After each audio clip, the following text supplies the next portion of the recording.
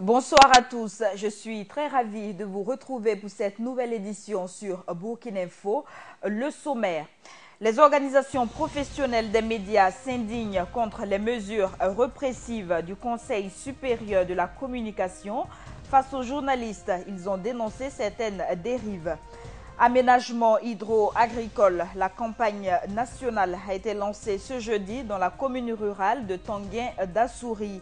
Et il sera question de sport avec les éliminatoires Cannes 2017. Le 11 national a reçu les encouragements du président du FASO. Les organisations professionnelles des médias ont effectué une sortie médiatique aujourd'hui pour dénoncer les dérives commises par le CSC. Elles appellent les autorités à réfléchir à la réorganisation, le fonctionnement et les missions de l'instance de régulation des médias. Reportage Hassan Nakro. Les organisations professionnelles des médias s'indignent contre certaines mesures répressives du Conseil supérieur de la communication CSC. Face à la presse, ce jeudi 24 mars 2016, les membres de la structure ont dénoncé des manquements constatés dans le fonctionnement du CSC. Pour ce qui concerne les cas spécifiques de l'événement, le CSC a pris une sanction contre le journal sans même se donner la peine d'entendre les premiers responsables du journal sur la question. Tout simplement parce que le CSC s'est dit être motivé par une plainte de l'armée qui est suffisamment grave de son point de vue pour prendre une décision sans respecter ne serait-ce que la forme à la matière. Et avant ça, vous vous souviendrez des émissions interactives au cours de l'année 2015 où le CSC a pris la décision de suspension pour prévenir d'éventuelles dérives. Bon, comment on peut prendre déjà une sanction pour prévenir une faute? On sanctionne la faute ou bien on prend la sanction pour prévenir la faute. Pour faire face à ces dérives, l'organisation professionnelle des médias appelle les membres du collège des conseillers du CSC à revoir leur copie. Nous demandons au collège actuel des conseillers du CSC que les sanctions, quand on doit les prendre, que ça puisse respecter un certain nombre de formes et que ce soit des sanctions qui soient prises après examen par le collège des conseillers et non pas plus motivées par la qualité ou la personnalité du plaignant. Et à Brema Ouedraogo d'appeler les autorités à revoir l'organisation, le fonctionnement et la composition du CSC. Il est bon qu'on repose le débat public sur la question du CSC lui-même, tant dans son organisation, son fonctionnement, que sa composition. Et d'autant plus que nous sommes dans une période où effectivement on a en pleine réflexion sur un projet de construction pour la 5e République. Peut-être que c'est le moment effectivement de poser toutes ces questions pour que dans la relecture de la Constitution aussi on tienne compte aussi de comment faire du CSC une institution véritablement indépendante. Sur le bras de fer qui oppose le journal L'événement au CSC, l'organisation professionnelle des médias dit avoir demandé au chef d'état-major des armées de faire adopter la loi portant sur l'accès à l'information publique afin de mieux définir les informations classées secret défense.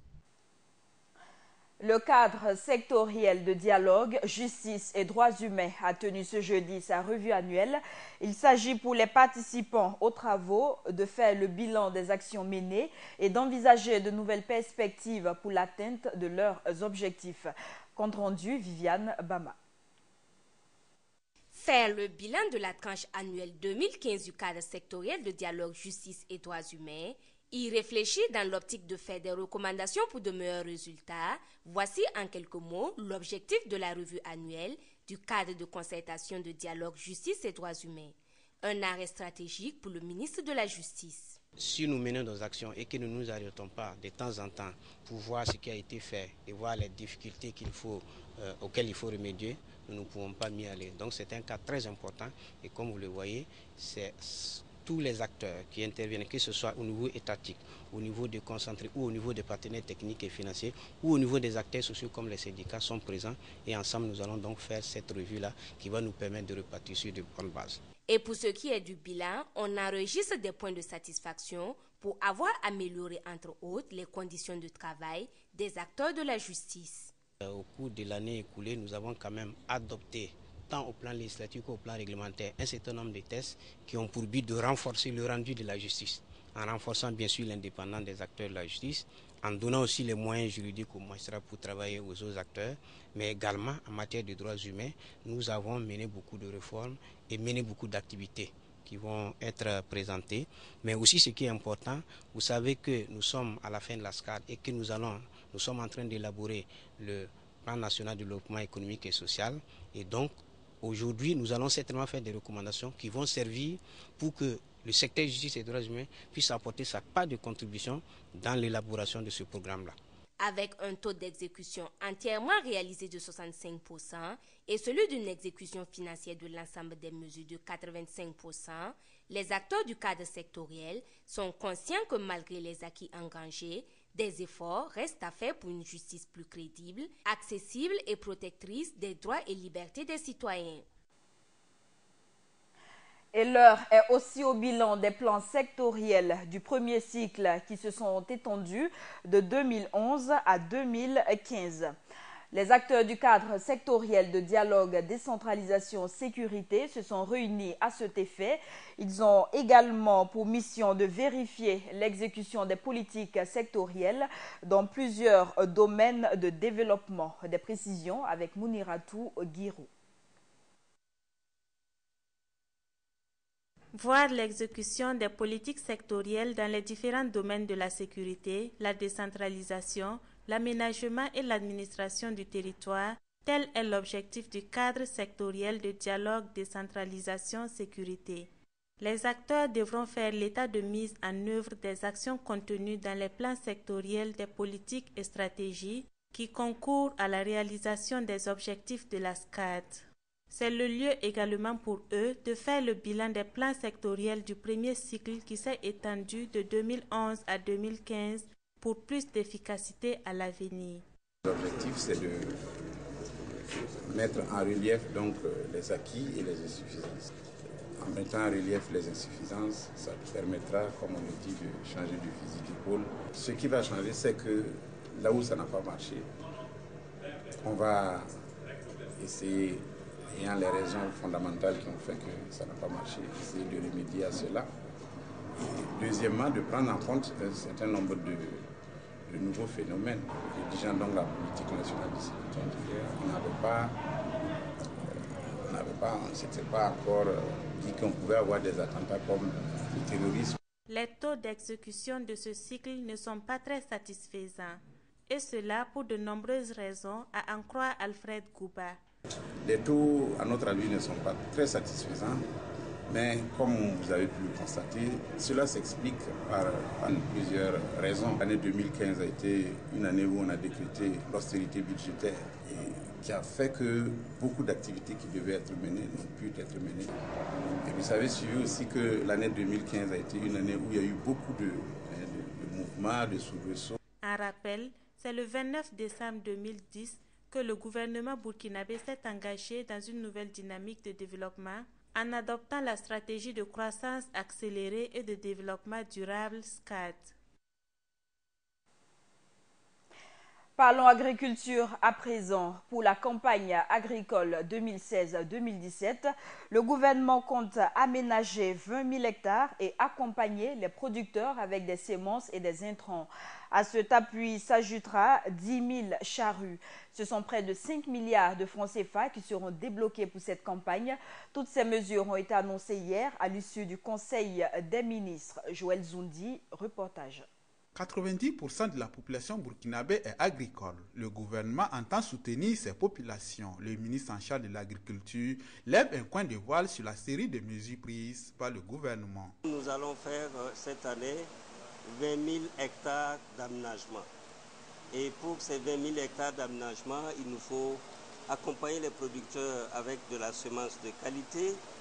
Il faudra que nous les accompagnions avec des intrants tels que l'engrais de qualité, et il faut aussi que nous puissions répondre à leur accompagnement avec une certaine mécanisation, dont l'opération des 100 000 charrues que vous connaissez déjà, et cette année nous allons accompagner avec 10 000 charrues. Outre les charrues, les animaux de trait seront octroyés.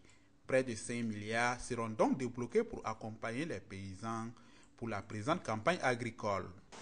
Il y a aussi l'acquisition d'animaux de trait.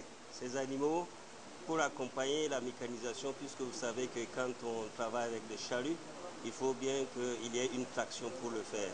Alors, je vous donne les chiffres suivants. Nous avons 1,5 milliard pour le matériel agricole, dont je parlais tantôt des charrues, 2 milliards pour acquérir les engrais, au moins 4 000 tonnes, 1,8 milliard pour les animaux de trait, soit au total 5,319 millions. Ces mesures interviennent après la décision du gouvernement d'accompagner et de mettre à la disposition des régions déficitaires des vivres à des prix sociaux. Cela en attendant le lancement de la campagne de contre-saison. Et c'est dans la commune rurale de Tanguin d'Assouri, à Zambenga, que le ministre de l'Agriculture, Jacob Ouedraogo, a lancé officiellement la campagne nationale d'aménagement hydro-agricole 2016-2017. C'était en présence de l'Iradan Philippe Adam. Une étendue de terre à perte de vue, tracée en carrés et rectangles, dans l'attente des premières pluies espérées bienfaisantes pour faire pousser du riz. Nous sommes à Zambanega, dans la commune rurale de Tanguin d'Assouri, 25 km de Ouagadougou, la capitale. Et c'est le ministre de l'Agriculture, Jacob Ouedraogo, qui y lance officiellement une vaste campagne nationale d'aménagement hydro-agricole 2016-2017.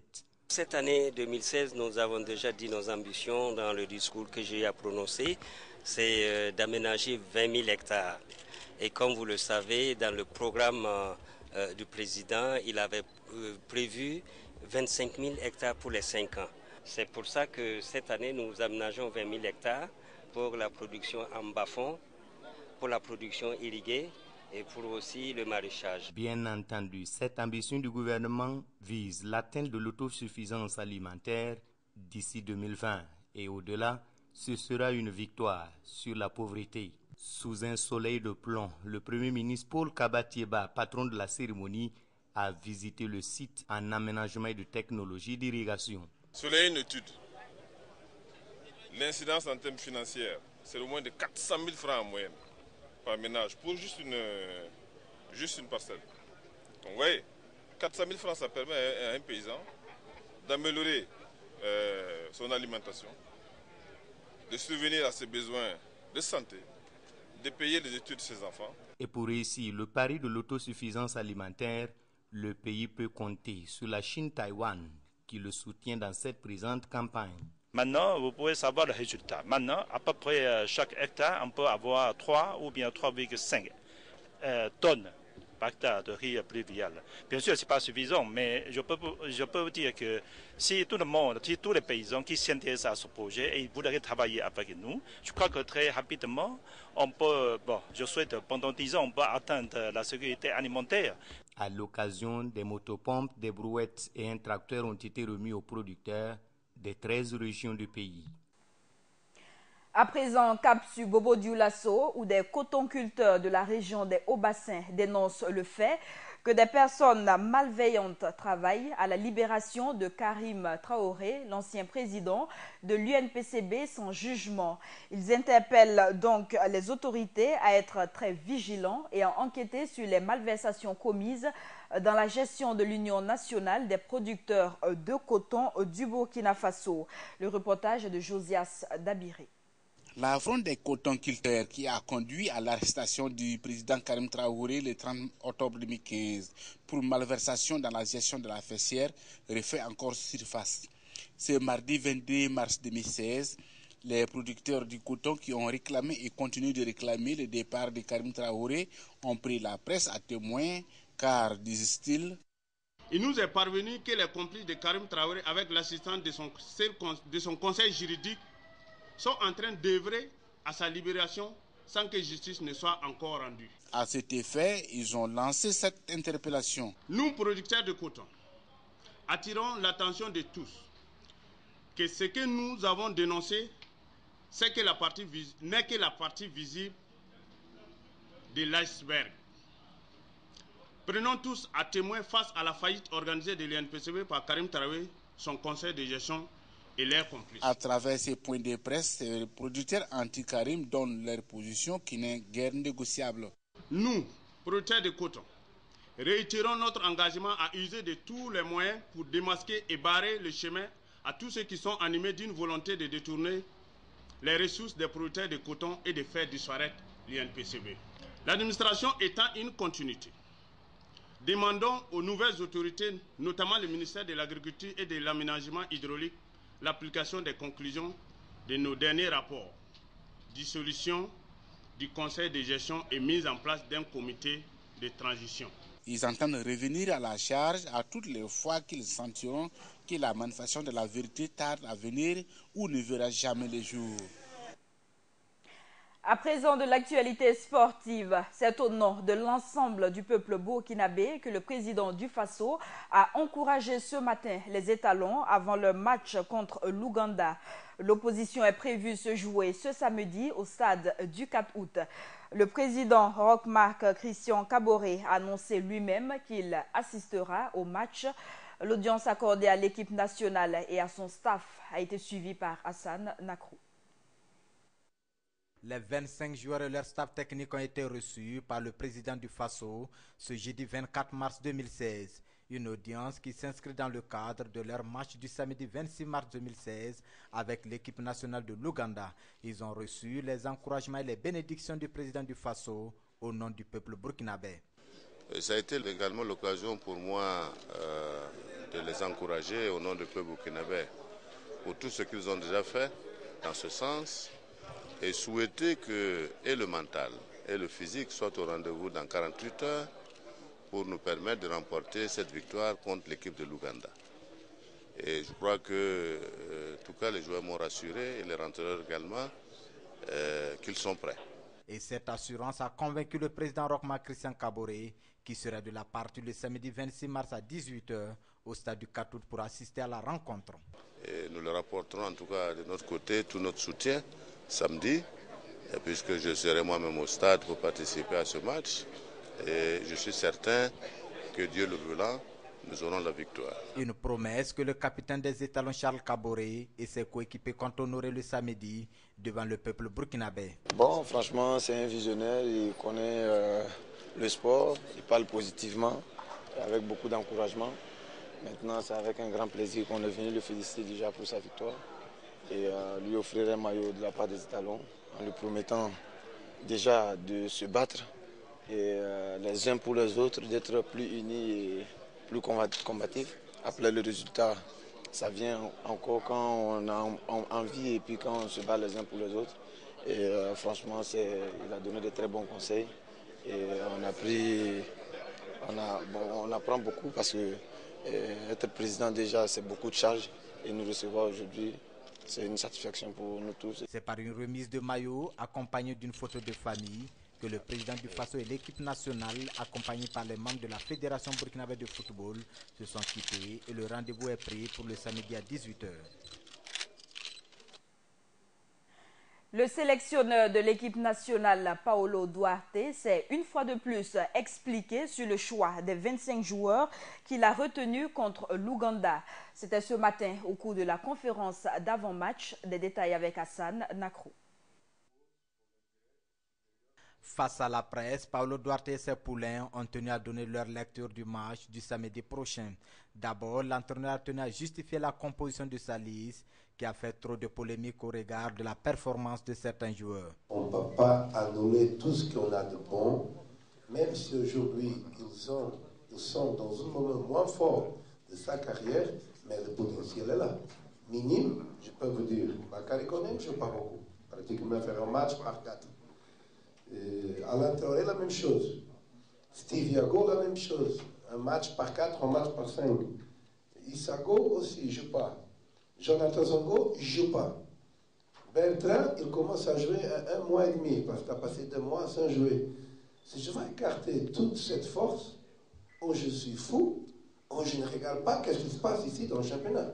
Quant aux joueurs qui n'ont pas été appelés par l'entraîneur, Paolo Duarte n'a pas manqué de donner sa position par rapport à ce choix. Aujourd'hui, Kofi n'est pas là. Vous êtes surpris. Mais là encore, des joueurs qui normalement sont là, qui vous ne parlent pas. Je parle de Balima, je parle de Paul Koulibaly, je parle de Isiaka Ouedraogo. Ça sont joueurs je vais garder pour toute ma vie dans mon cœur, et le Burkina aussi. C'est un joueur qu'on en est beaucoup au pays. Un qui joue blues, autre qui ne joue pas blues. Mais j'ai besoin de choisir, j'ai besoin de renouveler, j'ai besoin de marcher avec un objectif de l'avenir. Et l'avenir s'appelle renouveler, arriver à une Coupe du Monde, c'est possible. Pour certains joueurs comme Alain Sibiri Traoré, pas de doute quant à sa performance. Et pour ma part, je m'entraîne tous les jours. Vous avez bien vu que ça fait un bout de temps que je suis plus blessé. Et vu que je suis parti avec un temps de retard par rapport aux autres, j'ai perdu ma place de titulaire. Voilà, il faut le dire. Et voilà, il faut se battre maintenant pour revenir dans l'équipe. C'est ce que j'ai fait. Je m'entraîne très bien. Je suis bien en forme. Vous avez bien vu, j'ai joué le match de Coupe de France. Et voilà. Pour les journalistes, l'essentiel, c'est le résultat du samedi qui confirmera tous ces propos. Car après le parcours de la CAN 2013, l'équipe burkinabé a du mal à décoller. La 19e édition d'Oskimo Tour 2016 s'est prévue du 16 avril au 9 mai prochain. L'évolution des préparatifs de l'événement a été expliquée aux hommes de médias ce jeudi. Conscients que la lutte contre la drogue est une lutte de longue haleine, les organisateurs d'Oskimo Tour veulent tout de même contribuer à l'éradication du fléau. Plusieurs activités sont prévues à cet effet. SNC Bobo 2016, c'est dans jour J-2. À Bobo Dioulasso, ce sont les derniers préparatifs pour être fin prêt samedi prochain. Des ouvriers s'activent sur le site de la foire. Des commerçants exposent les pagnes de la SNC. Suivons plutôt ce reportage de Josias Dabiré. Dans moins de 4 jours, la cité de Sia va abriter pour la 18e fois la Semaine nationale de la culture SNC Bobo 2016. Ce jour du mardi 22 mars 2016, lorsque nous avons effectué un tour au site de la foire de cette biennale de la culture, on pouvait constater entre autres préparatifs pour accueillir cette 18e édition de la SNC. Bon, c'est les installations dans les stands. On compte finir d'ici jeudi, si tout va bien. Ici même, d'ici le soir, il y aura de l'éclairage. Voilà.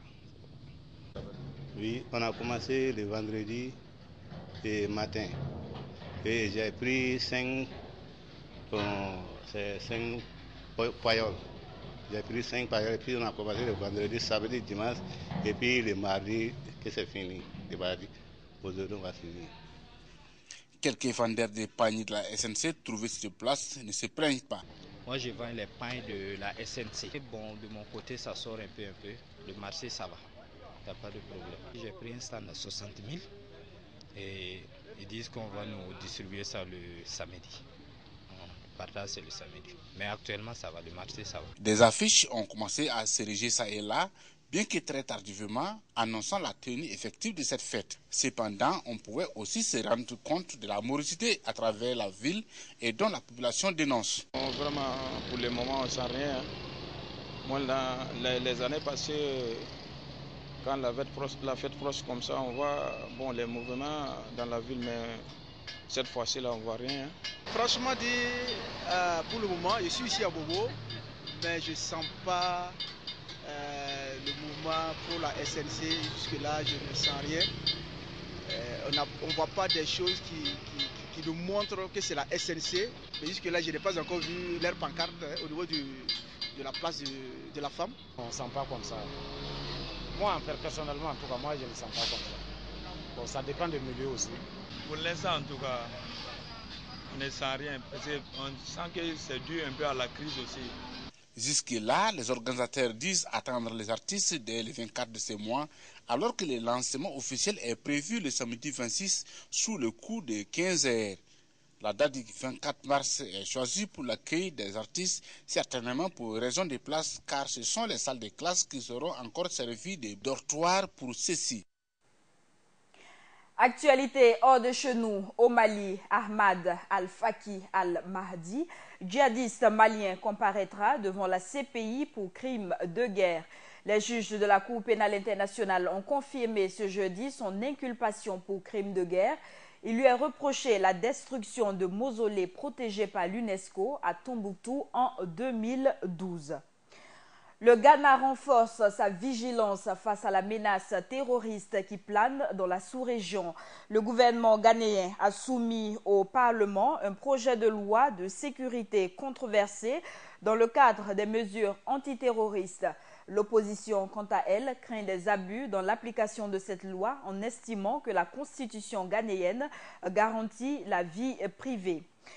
Et le principal suspect des attentats de Paris, Salah Abdeslam, souhaite revenir en France au plus vite pour s'expliquer. C'est ce qu'a confié aujourd'hui son avocat. Salah Abdeslam, soupçonné d'avoir été l'une des chevilles ouvrières des attentats du 13 novembre à Paris, aura été en contact avec des commandos qui ont sévi le 22 mars dernier à Bruxelles. Accusation démentie par ce dernier. Et c'est la fin de ce journal. Merci de l'avoir suivi. L'information continue sur le www.burkineinfo.tv. Et merci à Issa Tiendrebeogo.